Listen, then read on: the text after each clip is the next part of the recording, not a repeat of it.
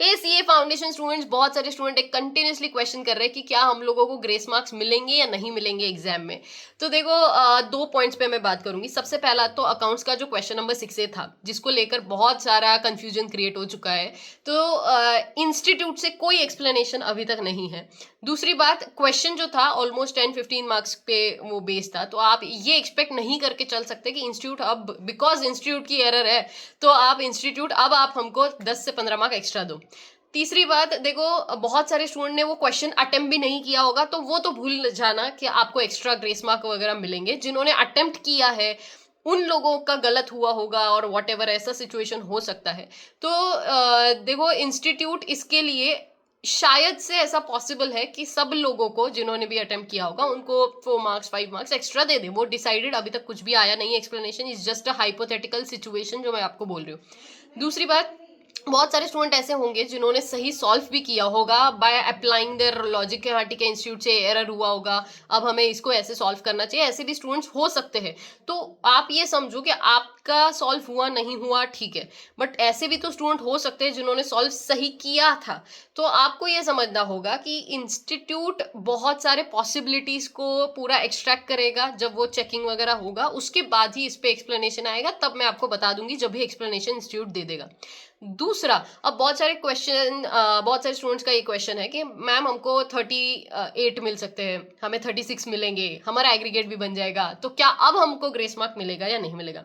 तो देखो, मैं एक स्पेसिफिकली आपको थोड़ा एक जनरिक एक आइडिया दे देती हूँ। स्पेसिफिकली आप समझो एक पॉइंट को कि इंस्टीट्यूट आपके पहली बात तो मार्क्स घटाता नहीं है, बढ़ाता ही है। ये मेरे रियल लाइफ में मैंने बहुत सारे स्टूडेंट्स देखे हैं। आपको यकीन नहीं होगा, सीए इंटर का बंदा, उसको ऑलमोस्ट दोनों ग्रुप मिलाकर 23 ग्रेस मार्क्स मिले हैं। हर सब्जेक्ट में कोई ना कोई 2 मार्क्स 3 मार्क्स एक्स्ट्रा एक्स्ट्रा करके, और वो .300 पे भी पास हुआ है।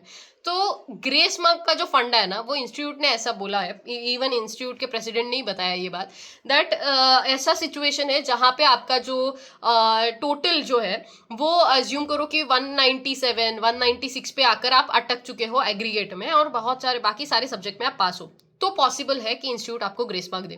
दूसरा, ऐसा सिचुएशन जहां पे आपके एग्रीगेट क्रॉस हो चुका है, लेकिन आप लोगों का शायद एक आध सब्जेक्ट में 38 बना, 36 मार्क्स आए हैं, तो क्या इंस्टीट्यूट ग्रेस मार्क्स दे सकता है? The answer is yes. In that situation also institute grace marks दे सकता है।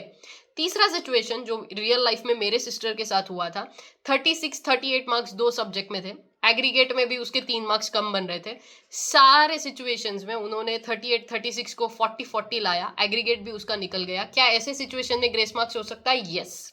बट आपको ये समझना है कि ये पॉसिबिलिटीज है, ठीक है? ये सबके केस में होगा ये जरूरी नहीं है।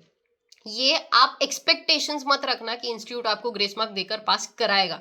आप उम्मीद रख सकते हो। There is difference between the word उम्मीद एंड एक्सपेक्टेशन, ठीक है? समझ लो, आप उम्मीद रखो कि शायद आपको मतलब पास करा दे, बट एक्सपेक्टेशंस मत रखिए कि आप पास हो ही जाएंगे because of the grace marks, ठीक है?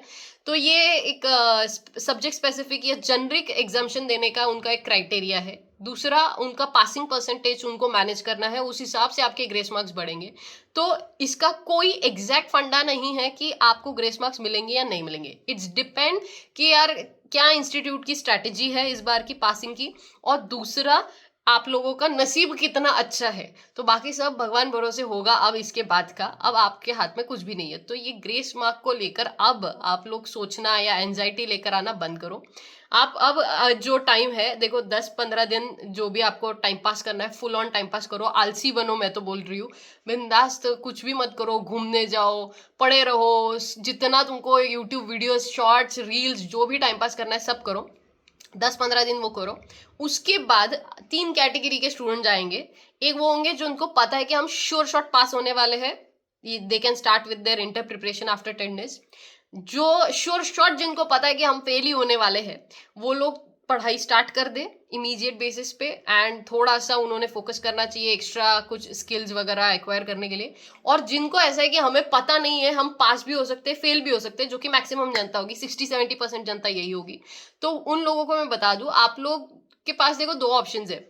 या तो आप सीए इंटर स्टार्ट कर दो, बिकॉज अब पुराने जैसा नहीं कि 6 मंथ्स का गैप है, 3 मंथ्स का ही गैप होता है, तो उसकी वजह से एग्जाम्स बहुत फास्ट फास्ट हो रहे हैं। जो दोनों ग्रुप देने का सोच रहे हैं, they can start with the preparations. जो एक ही ग्रुप देने का सोच रहे हैं, they can start with doing something extra curricular things.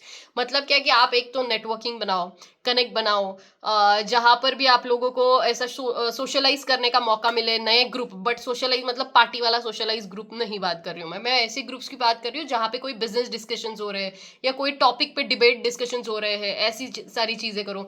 या फिर आप लोग कोई बुक्स पढ़ सकते हो, या कोई स्किल सीख सकते हो। जैसे बहुत देखो, यूट्यूब पे बहुत सारे वीडियोस अवेलेबल है। एक्सेल सीख सकते हो, पावर बीआई सीख सकते हो, एसएपी सीख सकते हो, बहुत सारे एआई टूल्स सीख सकते हो। तो ये सारी चीजें देखो, पास होना सिर्फ जरूरी नहीं होता है, उसके साथ साथ आपके पास स्किल भी चाहिए। अगर आप लोगों को आगे के मतलब जो भी जर्नी आपकी रहेगी उसमें आपको अलग से, अगर आपको आगे बढ़ना है फास्ट एंड अलग से दिख के आना है, तो आप लोगों को ये स्किल सीखने का मौका मिले तो you should start with that.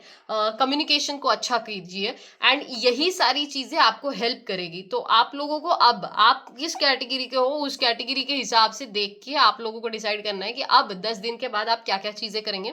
अभी चिल करो, एंड ये ग्रेस मार्क्स के लिए जो इतना सबके मन में जो इतना डाउट है, एंजाइटी है, कंफ्यूजन है, आई जस्ट होप सो अब ये क्लैरिफाई हो चुका होगा। और जो जब तक अब इंस्टीट्यूट से कुछ नहीं आता है तब तक इन सारी चीजों का जबरदस्ती से एक्सप्लेनेशन या डिस्कशंस मत कीजिए, सीखिए। मतलब एक ही बार में अब ये वीडियो को बहुत सारे स्टूडेंट को शेयर करिए, क्योंकि कंटिन्यूसली मेरे को क्वेश्चंस किए जा रहे हैं और सेम आंसर मैं सबको दे रही हूँ, तो एक ही बार में बता दिया। अब आपको ये समझना है, आप बस चिल करो, बाकी भगवान भरोसे छोड़ो, बस प्रेयर्स करते रहो, उम्मीद रखो पास होने की, बाकी जो होगा देखा जाएगा। ठीक है, take care and bye bye, enjoy now.